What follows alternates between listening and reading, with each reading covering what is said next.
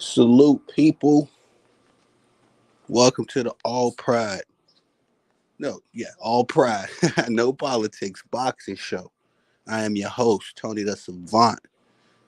Welcome, welcome. This is episode one, man. Something I've been wanting to do for quite some time. As boxing is one of my favorite sports. In fact, I tell people basketball is my first love, but boxing is my true love. And I have a love-hate relationship, no pun intended, with boxing. Hence the title of the show. As in my 35 years of life, I've seen the likes of a Mike Tyson, Roy Jones, Floyd Mayweather, and currently enjoying this modern era of boxing to some degree. But I wanted to put this show. I wanted to do this show to interject my opinion in the boxing world because I am of the mind state that boxing is 100% controlled by the fans. All right, these promoters can think what they want. The trainers, and it is what it is with them. The boxers can think what they want. All right. At the end of the day, ladies and gentlemen, they can put all of these boxing matches together. They can do. They can say, well, this guy is the greatest. They can say that guy is the greatest. Ultimately, ladies and gentlemen, if we don't put our buying power and attention behind whatever these promoters or these boxers got concocted, it will ultimately be a fail. And we've seen a number of hype jobs in boxing come and go. In fact, I'm gonna separate before I get passionate and start going in on that. I'm gonna separate that. We're gonna do another episode. Episode two will probably just be covering all of the hype jobs we've seen come and go in boxing. But nonetheless, the last time I made a video about boxing, it was a pre-recorded video covering the Mike Tyson and Logan Paul um, boxing match. I believe it's coming up or happened. I don't know. I refuse to support it because for me, what I said in that video is that boxing has become embarrassing. It has become a cash grab, you know. And at some point, you gotta put your foot down and say enough is enough.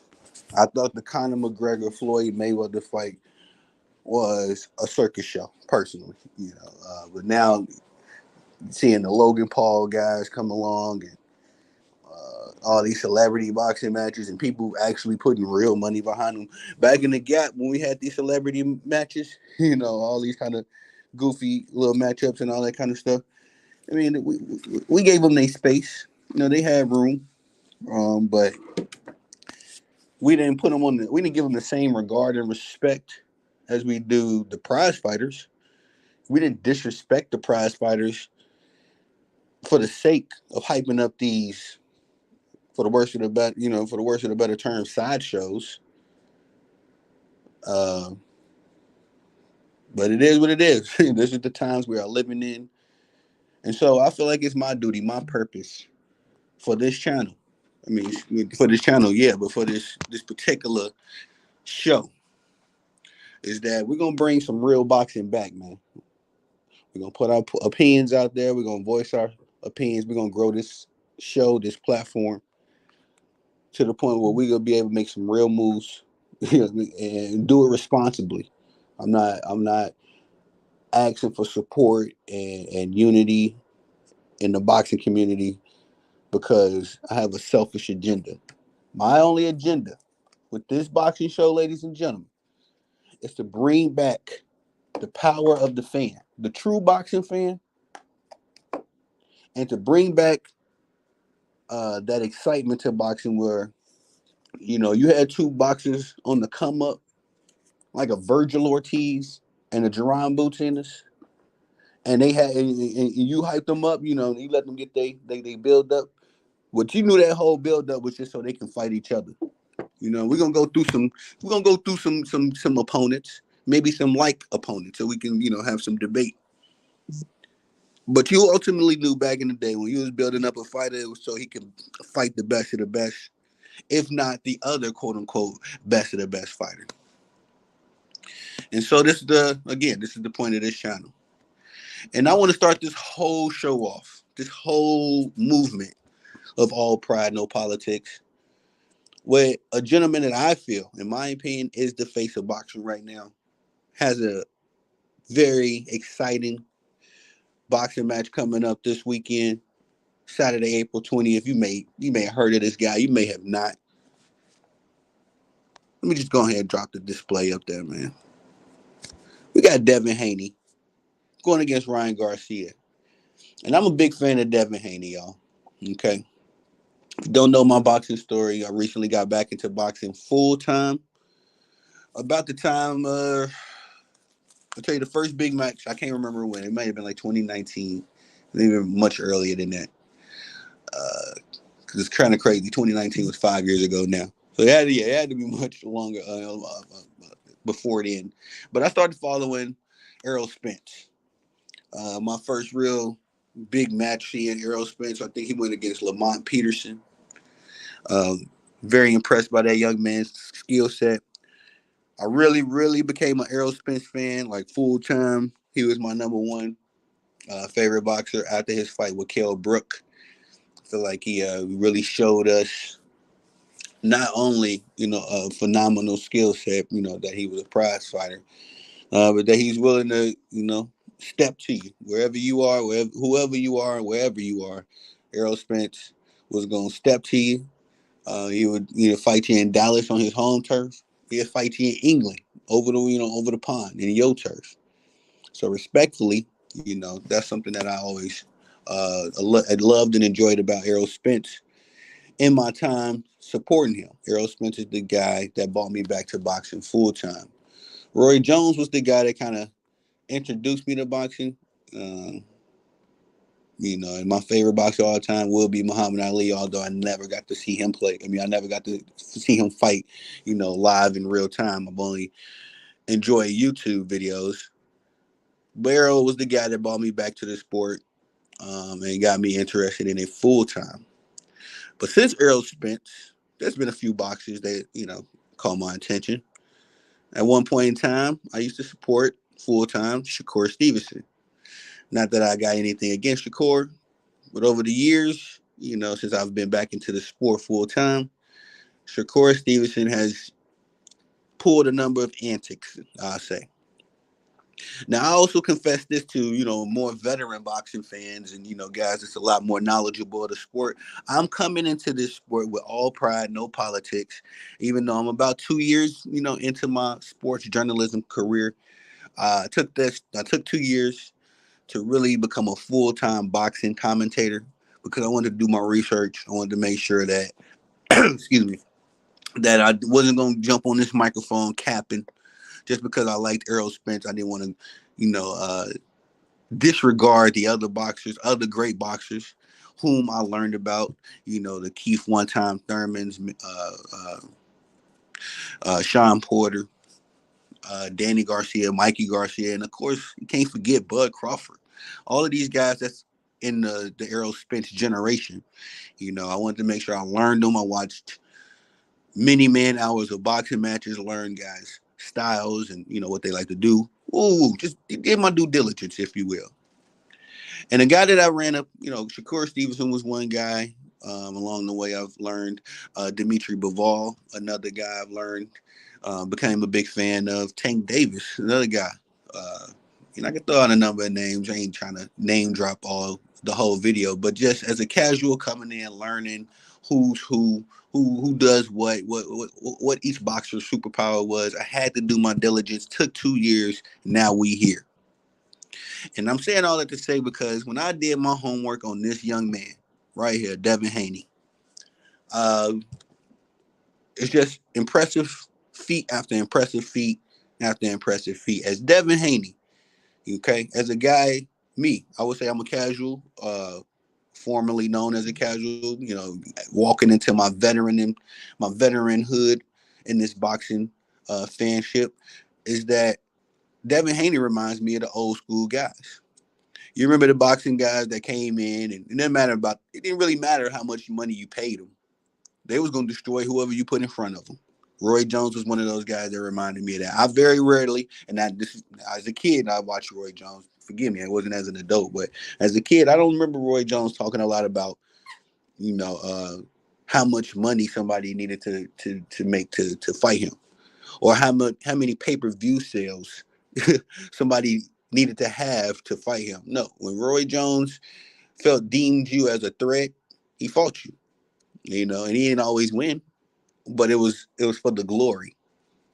And so much so, Roy Jones went after guys to his own detriment. I think one of the biggest mistakes is when he went to heavyweight. Then I think he came back to light heavyweight. He just never had been the same boxer since then. But anyway, it didn't matter who. What I'm saying, whoever was the next guy, James Toney, Mike McCollum, that's who Roy Jones fought. Whether you was on the come up, whether you was a prize fighter, whether you was established, that's what it was. And I remember even Floyd Mayweather, to a degree, was like that in the beginning before he became Money Mayweather. Pretty boy Floyd would fight whoever and beat you up. Money Mayweather started the politics, if you will. But Devin Haney reminds me of those old school guys that fought for the glory, and the money was just an add-on, if you will. As Devin Haney, since I've been watching boxing, has fought all of the guys that we told him to fight. You know what I mean? As of recently, this year, these last 2 years, I've been full time, dedicated to the sport. Devin Haney has fought. His fight with Loma, I'm gonna say it like this: his fight with Loma gave me the same energy and excitement that Errol Spence fight with Kell Brook gave me. It gave me that excitement in the sense of I'm watching a boxer display a skill set. Now, there's been some controversial opinions about that fight. I'll throw that out there. I've watched the Devin Haney and Loma fight, no cap, and even 20 to 25 times. I don't see what y'all see as far as this Loma being robbed situation. Loma, I'm a big fan of Loma. He's another guy that I've learned about in my, internship, this 2-year internship, I'll call it, learning the sport. Loma is a phenomenal boxer. Loma has such a myriad of skills and things that he does, superpower in that ring, that it's very difficult to pinpoint just one thing and say, I like that about him. But it's just, he's a master class boxer. So that's why when him and Devin Haney went up against each other, me personally, much as I like Devin Haney, I thought he was going to meet his match. I thought Lomachenko was what did they say? It was a plate too big for his eyes. You know what I mean? He can see it with his eyes, but it's too big for his belly. Something my grandma used to say. You know what I mean? I thought Loma would be a bit more, overwhelming for Devin Haney. But Devin went in there and actually, all of the stuff that I thought Devin Haney was going to do in the Loma fight, he did not do. He didn't do the outside boxing I thought he was going to do. He went right in, went for the inside game, adjusted a little bit because Loma was catching him, with a couple shots. But when you listen to Bill Haney in the post game fight, he said that he knew they was accounting. I think it was the left hook, or whichever shot that Loma likes to throw. Loma's favorite punch. He said they knew that Loma was going to throw that, and they accounted for him hitting Devin a couple times with that because there was no way to 100% stop Loma from doing what he do. Just like they say in the NBA, some people you just gotta let them get they buckets. Loma's gonna hit you. If you're in the ring with him, he is going to hit you. The key in all of that is, and Devin I think did a great job of this, is taking the hit, absorbing the hit, and sticking to the game plan. And I think that's what the boxing judges saw as well. Is that in the past a lot of guys got hit with them Loma punches. It was a shakeup. The fight started looking a little different after that. Loma hit you a couple times with that signature punch. But Bill Haney explained in the post game, in the post fight, post conference interview, they accounted for Loma doing that. So when you know that, and then you rewatch the fight, you noticing that Devin is sitting there letting him do that, so that Devin can start working on his counters. because that was the key to Devin Haney beating Loma. It wasn't going to be a straight punch for punch, you know. It was a masterclass boxing match. So I understand why a lot of people have controversial opinions and feel strongly this way or that way, you know. Watching that fight 25 times is nothing I see that really separates Loma, you know, as far as a victory would go. Everything Devin Haney wanted to do, so everybody's highlighting what Loma was doing. Devin Haney was doing everything he wanted to do. You know, he body shots, Loma was catching them. You know, jab, he was catching them. You know, Devin was doing what he had to do and got the job done. But that was the fight, like I say, when Errol Spence really made me a top dog fan. It was his fight against Kell Brook. And so Devin Haney, for me, his fight against Loma was the one. And then we get the fight with Regis Prograis, which is probably the second fight of Devin Haney's career that I got to sit down, you know, from bell to bell, where I studied this man's style and studied this man's footwork. And once again, Devin Haney went into the Regis Prograis fight and didn't do anything that I thought he was going to do in my predictions. In fact, he went in there and displayed another masterclass set of boxing skills, um, and nullified, you know, literally nullified all of Regis Prograis' strengths. If you didn't notice that in the boxing match, that's what happened. Regis looked basic out there, and to the point now where I see fans. Regis was probably the most dangerous boxer in the game. You know, him and Andre before David Benavidez beat Andre and before Devin Haney beat Regis Prograis. I used to hear guys talk about Regis Prograis this and Regis Prograis that. I don't hear that no more. I used to hear people say that about Andre. I don't hear that no more because they look basic. And David Haney made Prograis look basic. And which is why I'm so ecstatic for this match. Because on the opposite side, in this internship, this 2-year internship I had, I got to watch Ryan Garcia. And it's an interesting way I was introduced to Ryan Garcia. I was not introduced to Ryan Garcia via boxing. In fact, I was introduced to Ryan Garcia via TikTok. This is the first time I ever seen Ryan Garcia in life. It was on TikTok. And I forget exactly what he was doing, but, you know, just a social media thing. I didn't really think much of it then. Next time I see Ryan Garcia, literally, was when I started my Instagram page. He's one of the first people I followed. It was in my suggestions when you first start your page. And after that, you know, it was during the time he was getting ready for his fight against Tank Davis. I was a believer. You know, I thought Ryan Garcia was going to beat Tank. I thought Ryan had the hand speed, the skill set. Honestly, and call me a fool. Call me a fool. I take it. I was a casual at this time. I didn't know no better, y'all. I thought Ryan Garcia was going to be on like the Mexican Muhammad Ali. Because he just had the hand speed. He seemed fast. He had the, you know what I'm saying, no homo, no diddy. He had the pretty boy style. You know what I mean? You can't hit me, but I'm going to hit you 100 times. He had that kind of flair to him, you know. And if you didn't know Ryan Garcia outside of social media, then, and you were a casual like me, I'm pretty sure you would have assumed that this dude was something to be feared as well. That he was going to be something special on the come up. And what other time, excuse me, to display that than against Tank Davis. As Tank, to me, don't get me wrong, I always liked Tank. I always revered Tank as more of a must-see boxer, right? You know, when Tank fights, you want to see it, you have to see it. But Tank wasn't really fighting nobody in my 2 years watching him, you know, researching and interning. He wasn't really fighting anybody that I deemed was on his level. I forget the first fight. Rolly Romero. Yes, that was the first time I ever seen Tank fight. Rolly, he did his thing, but, you know, Tank put him out of it. I wasn't shocked.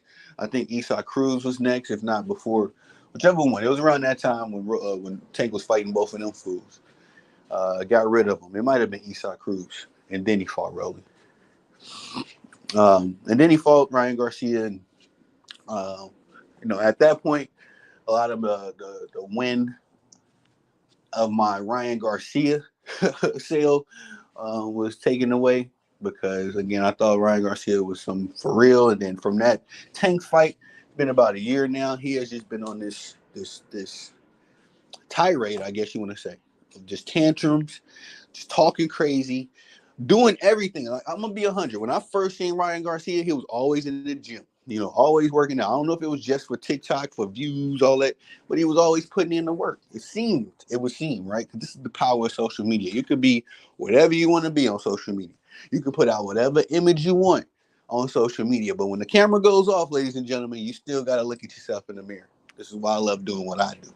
But in the same time, Ryan Garcia has revealed himself to just be one of these. We used to call them socialites, the people that's just known for just being known. You know what I mean? Ryan Garcia has been revealing himself to be that to me. And I know he had a boxing match recently. I forget, I guess, was it Duarte? Was it that match? Anyway, was on Basic TV, a Thursday night boxing show. Yes, he does beat the guy, but does not beat him in a quote unquote impressive fashion. And from that fight, no, let's stop. I'm jumping over.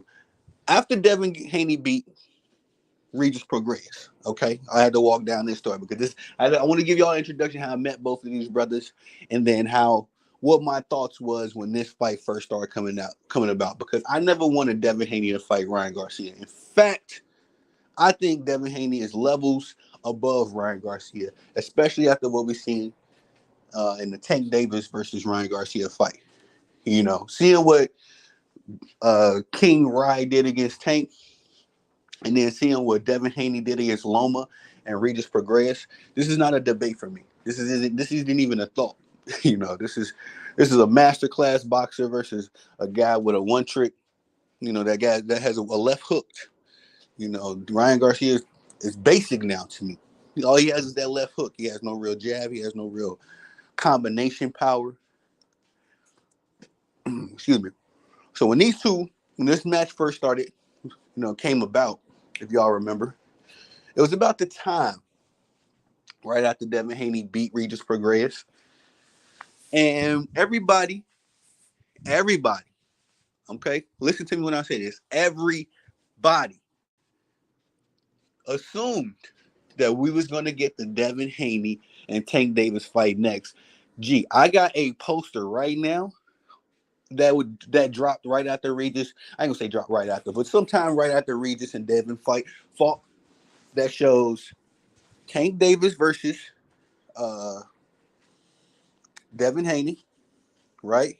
Ryan Garcia versus Rolly, and I forget the last match. Whichever one is the last match. These was like, we knew that these matches was supposed to be lining up after Devin Haney and Regis settled their differences. You know how boxing, I don't know if y'all ever noticed, boxing goes through a realignment after pretty much every big fight, because sometimes, your performances elevate you, even in a loss. And sometimes your victories de-elevate you, even in a victory. So it was just one of those situations. Excuse me, after the Regis and the Devin Haney fight. They're like the boxing world had a realignment. The moons and the Saturns and the Plutos all, realign with each other. These were the next matches we were supposed to be getting. Devin Haney versus Tank Davis was one of them. Ryan Garcia versus Rolly was another one. And I can't remember for the life of me. I want to say the last one was Shakur Stevenson versus Frank Martin. Yep. That was supposed to be the next one. That's crazy. Thank you, God.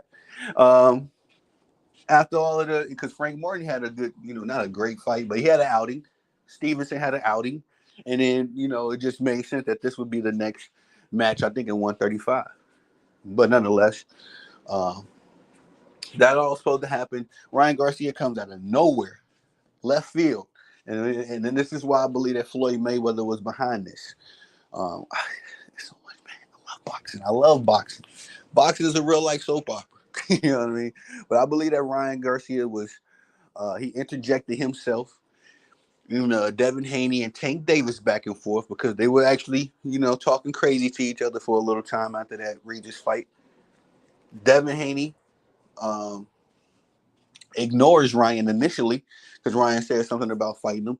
Devin ignores it, pursues, keeps pursuing the Tank Davis fight. Tank is ducking, y'all. All right, I don't know why people don't. I don't know why Tank Davis fans don't call him out on this note. At this point, he's ducking because all he had to do was say after that Regis fight, book it, let's go. That's all he had to say. Ryan interjects himself into the matter. I don't know what happened after that.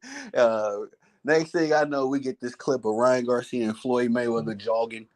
You know what I mean? I think in California somewhere. And all of a sudden after that, we got the Ryan Garcia and Devin Haney fight. I never wanted this fight, but I'm going to support it because I support Devin Haney.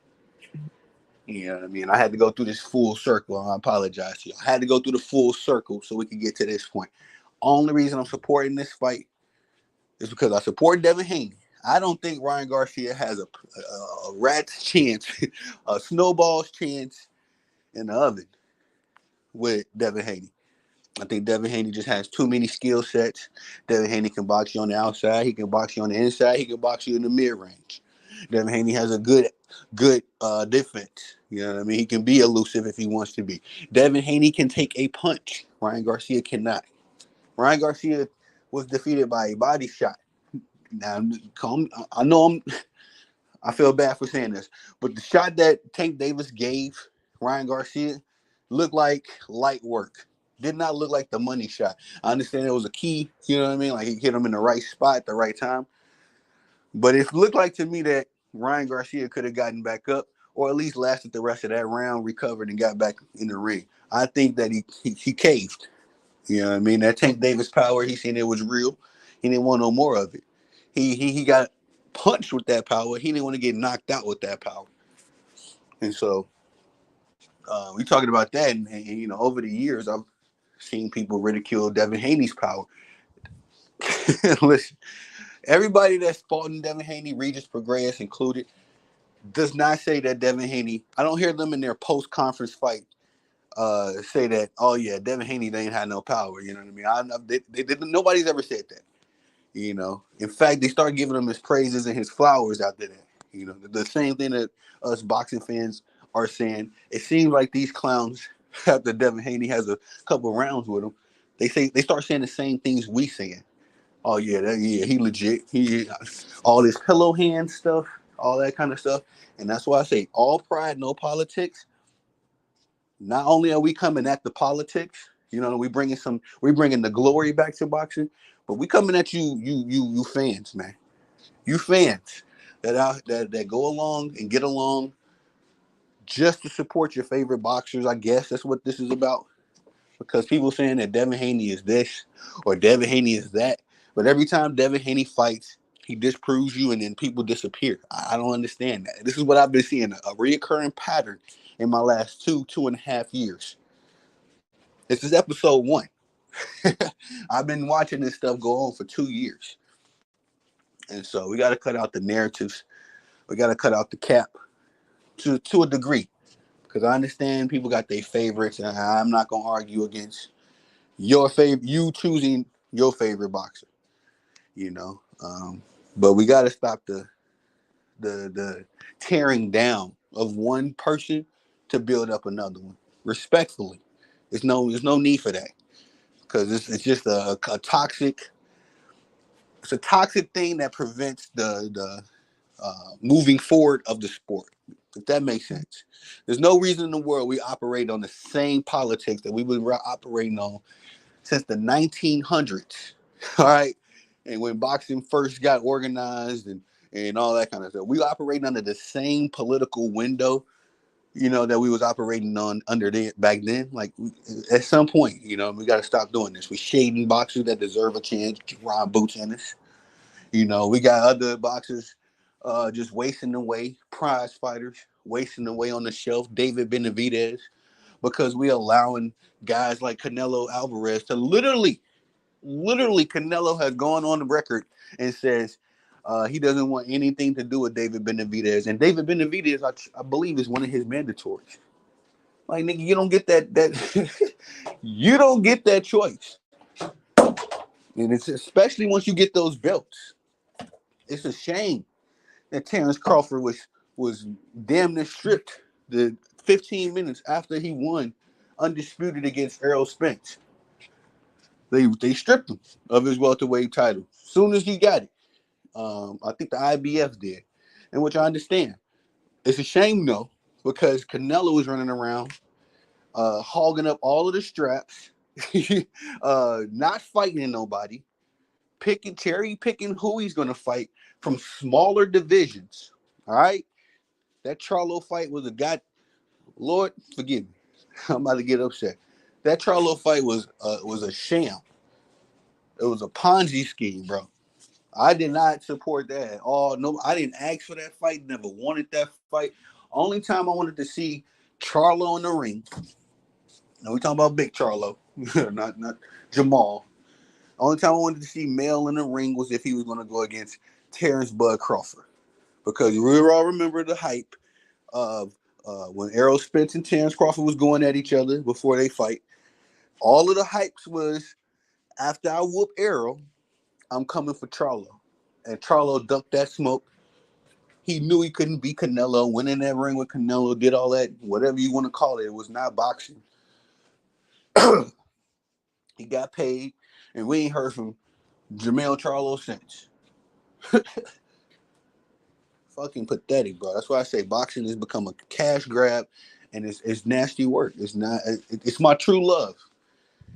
Basketball is my first love. Been playing that since I was in the backyard. But boxing is my true love. I've been fighting my whole life, one way or the other.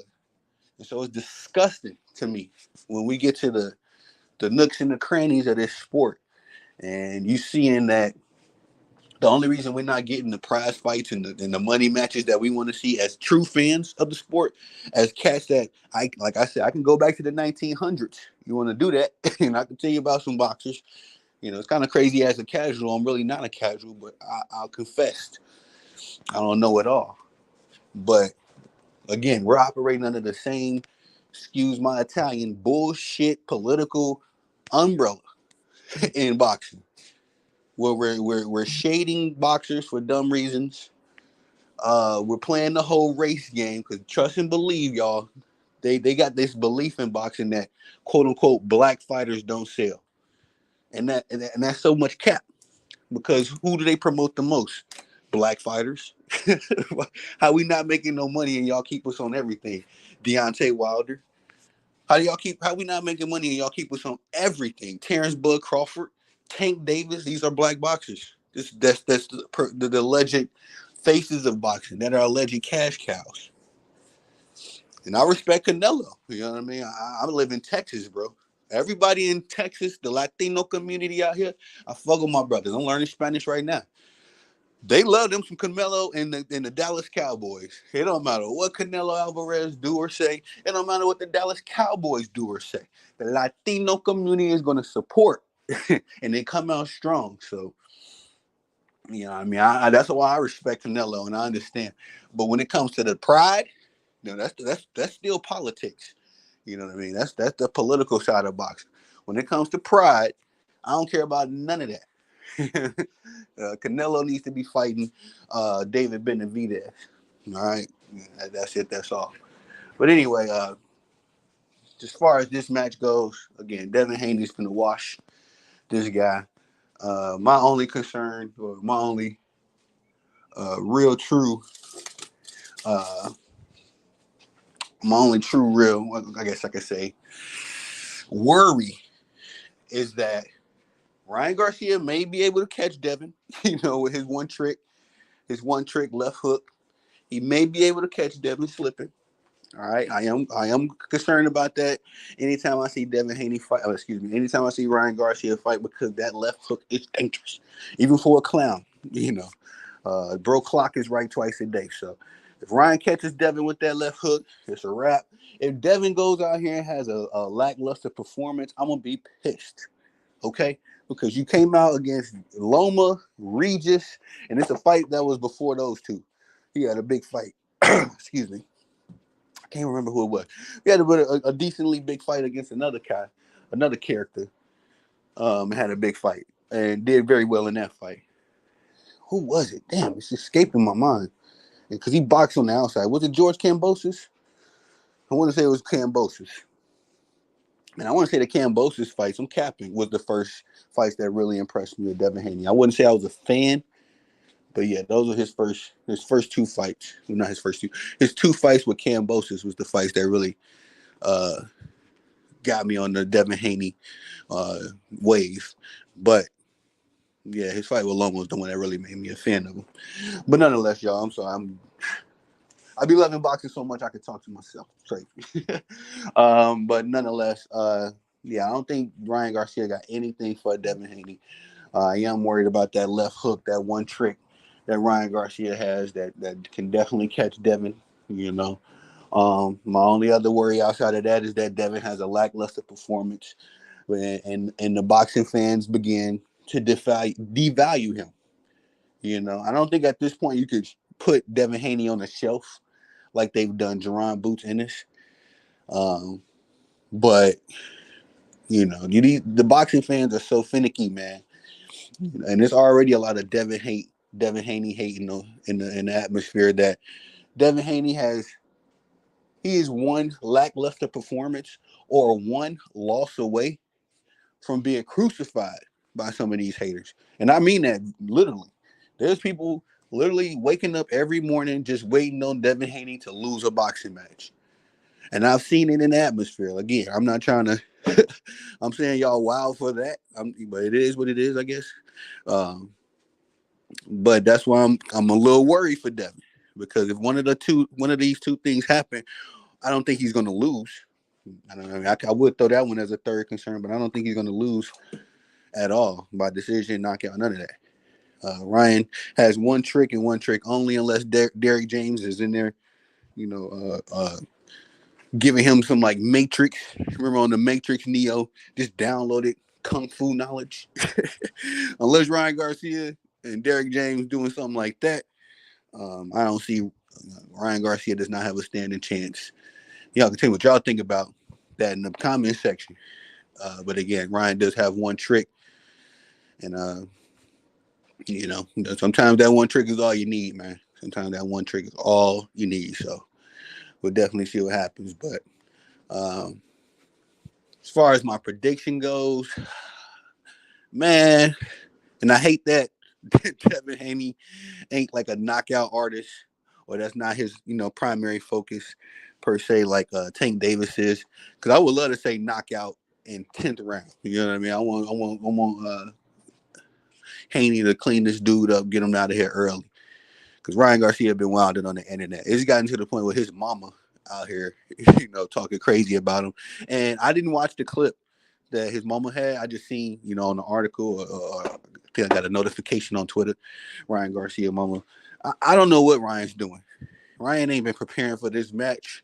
Ryan been on the internet talking about all kind of conspiracy theories, talking about buying girls booty jobs and boob jobs, and it's like, brother, this is, I don't know what's going on, man. That's why I say it might be some Floyd Mayweather playing puppet master in the back. Uh, got this dude acting a fool, because I think it's a serious concerted effort on Floyd Mayweather's part to derail Devin Haney's career. Now, y'all call me crazy. I've made several videos on this. I've said it several times. Even Bill Haney has said it several times, that there's some kind of passive aggressive hate going on from the Floyd Mayweather camp towards the Bill Haney camp. On record, he'll say all the good things about Devin Haney. But it's been, and I remember this happening, some time ago. there's been some kind of contention between the two since Devin Haney didn't sign with Floyd Mayweather. I believe Floyd was trying to sign him to the money team back when Devin was still super young, and Bill was like, "Nah, we good on that. We'll take the training sessions though. We'll take the sparring sessions." As we all know that Devin Haney whooped on Tank Davis, and they dropped that little 45-second clip where the little 40 seconds out of a 10-round spar that Tank Davis was able to get the up on Dream. But I think Floyd may have some resentment towards not only Devin Haney but Bill Haney. I see a lot of issues as well in boxing. With these dudes be talking down on the boxers that have great relationships with their fathers. None more than Devin Haney, though. As we all know, Floyd Mayweather soured his relationship with his father. I believe they rekindled a bit of their relationship, but yeah, Floyd was disrespectful to his father. I remember seeing something, and Floyd was just talking crazy about his pops, saying stuff about me and my dad don't get along like that, but I would never, talk down on my pops like that. There's still an honor, there's still a love, and there's still a respect, even though we may not get along. Personalities may not always match up, at every Sunday dinner. But again, I think Devin Haney relationship with his father is another point of contention for some of these people in the boxing world that may not have a great relationship with their dad. And for whatever reason, bro, like I say, in boxing, it ain't just been Devin Haney and Bill Haney. I've seen this happen a couple times where people attack a boxer for his relationship with his father. Sean Porter was another one. So a lot of people, when I first got into learning boxing, I remember a lot of people trying to break up Sean and Kenny Porter.